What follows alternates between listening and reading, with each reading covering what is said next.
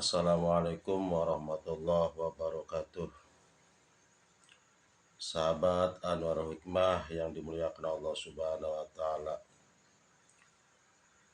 Bagaimana caranya agar rumah tangga kita, keluarga kita itu rizkinya berlimpah, rizkinya lancar, berkah.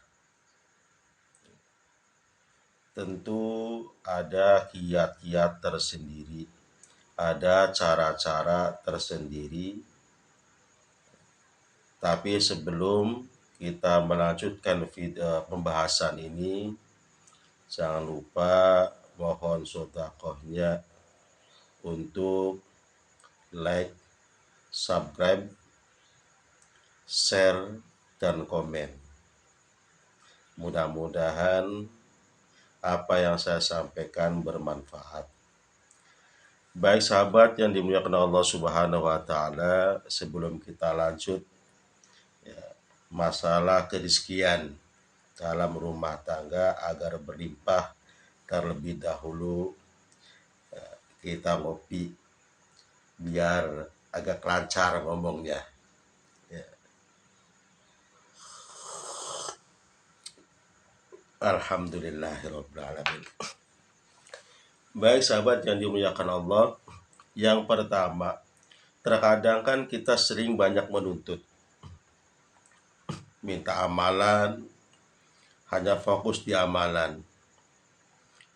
Terkadang ada yang cepat dikabulkan, ada juga yang agak lambat, ya.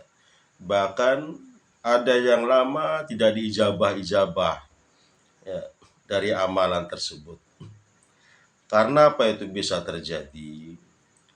Karena kita melupakan beberapa hal sebelum kita mengamalkan ilmu, mengamalkan amalan tentang kerizkian. Ada 8 faktor yang harus kita terapkan sebelumnya. 8 hal yang harus kita terapkan sebelumnya. Yang pertama yaitu perkuat keimanan dan ketakwaan kita kepada Allah Subhanahu wa taala. Perkuat iman dan takwa kita kepada Allah Subhanahu wa taala. Takwa itu menjalankan apa yang diperintah Allah dan menjauhi apa yang dilarang Allah.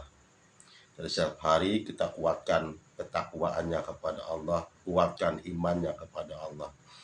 Karena yang mengijabah itu semua ada Allah Subhanahu wa taala. Yang kedua, jangan lupa sholat dan berdoa.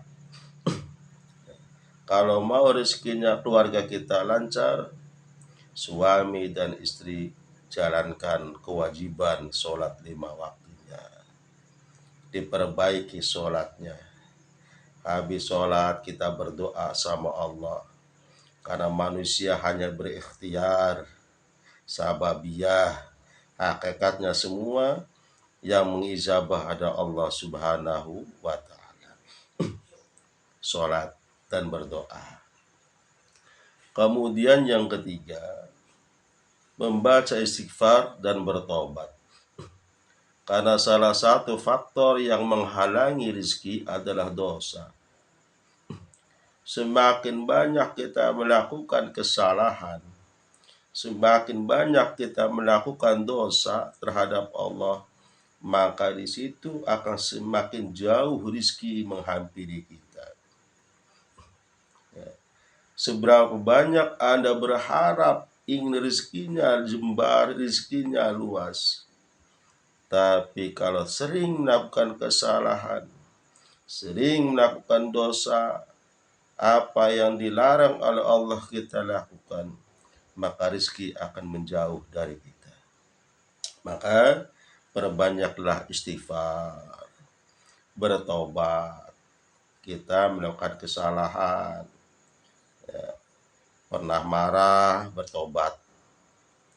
Ya, nanti kita lebih perjelas masalah tobat, ya.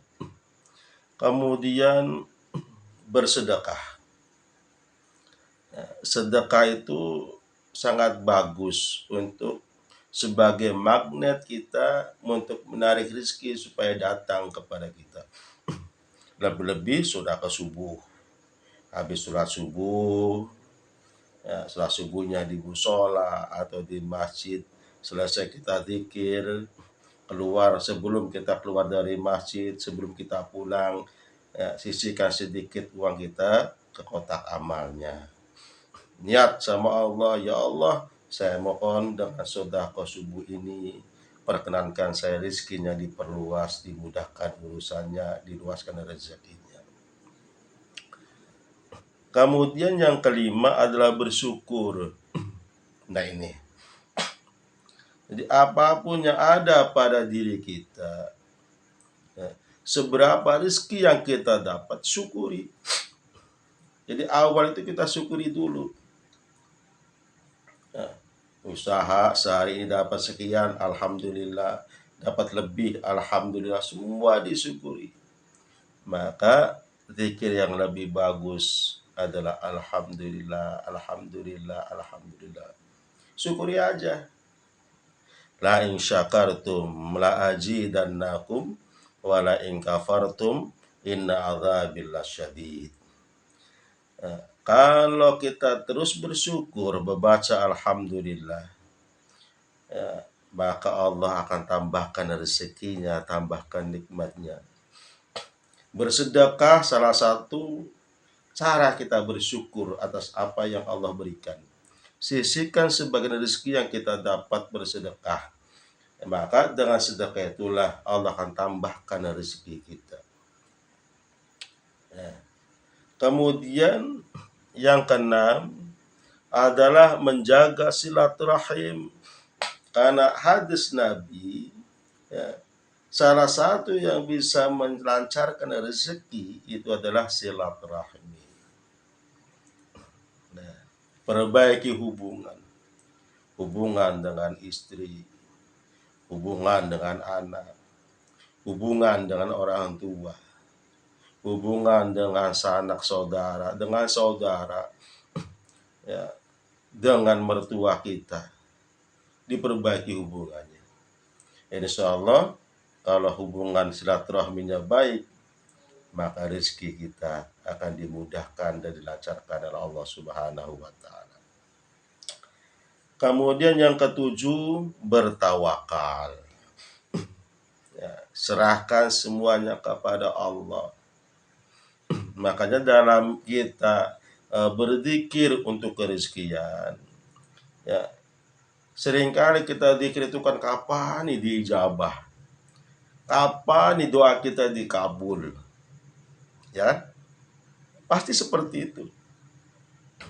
Baru sehari zikirnya kata kiai, kata ustadz suruh baca sholawat sekian, baru 1 hari 2 hari udah ditunggu-tunggu kapan nih rezekinya datang, kapan kita dapat kerjaan, kapan kita bisa usaha. Maka kita ketika zikir, tawakal, pasrahkan kepada Allah. Tetap kita mencari jalan, berusaha mencari jalan rezeki, tapi kita jangan mikir-mikir kapan kita dapatnya. Serahkanlah semua kepada Allah Subhanahu wa Ta'ala. Tawakal, yakin pasti Allah akan kasih jalan kepada orang yang bertawakal. Terus aja zikir, ya, jangan perhitungan. Masa sama Allah perhitungan?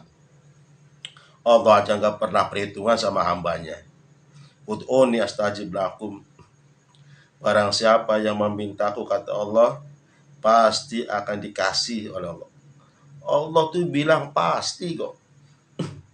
Kalau Allah bilang pasti, nggak usah dipikir kapan. Pasti tiba, pasti datang kapan waktunya. Yang penting tugas kita itu adalah terus berdoa dan memohon kepada Allah Subhanahu wa Ta'ala. Kemudian yang terakhir, yang ke-8, istri taat kepada suami. Ingat, jalan rezeki suami tergantung di dalam rumahnya. Kalau rumahnya tentram, tidak ada masalah, atau ada masalah tidak dibuat masalah. Ketika suami melangkah keluar pintu, keluar rumah, dia hatinya akan tentram, pikirannya akan tentram, sehingga apa? Ketika dia usaha pun akan tentram hatinya, damai, taat pada suami. Ya. Karena apa? Seringkali saya sampaikan, ya, amal ibadah istri itu, ya, dibanding ketika kita melakukan dosa terhadap suami, maka dosanya jauh lebih besar daripada amal ibadahnya. Paham tidak? Ya. Melawan suami dosanya jauh lebih besar daripada amal ibadah istri itu sendiri. Artinya apa? Kalau kita ibadah, istri itu harus soleha. Ibadah, sholat, mendoakan suami, dan jangan pernah membantah apa yang dikatakan suaminya, menuruti apa yang diperintahkan suaminya, selagi apa yang diperintahkan itu adalah baik. Taatlah pada suamimu, agar rezeki suamimu dibukakan jalan oleh Allah Subhanahu wa Ta'ala. Keluarganya tentram, insya Allah rezekinya akan jembar, akan luas. Keluarganya tentram, insya Allah rezekinya akan berkah dan dimudahkan semua jalannya oleh Allah Subhanahu wa Ta'ala. Itulah, ya, 8 hal yang harus kita perhatikan. Insya Allah kalau 8 hal ini kita jalankan dengan sebaik-baiknya, ya, maka Allah akan mudahkan jalan rezeki kepada kita, kepada suami kita. Bismillah, la haula wala quwata illa billahil aliyil azim. Nanti di video berikutnya, hal apa saja yang bisa menghalangi rezeki. Kemudian zikir apa yang bisa meluaskan rezeki. Demikian, semoga kita semua selalu diberi kesehatan Allah Subhanahu wa Ta'ala, dimudahkan jalan rezekinya, diberkahi keluarganya.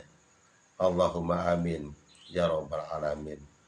Wassalamualaikum warahmatullahi ta'ala wabarakatuh.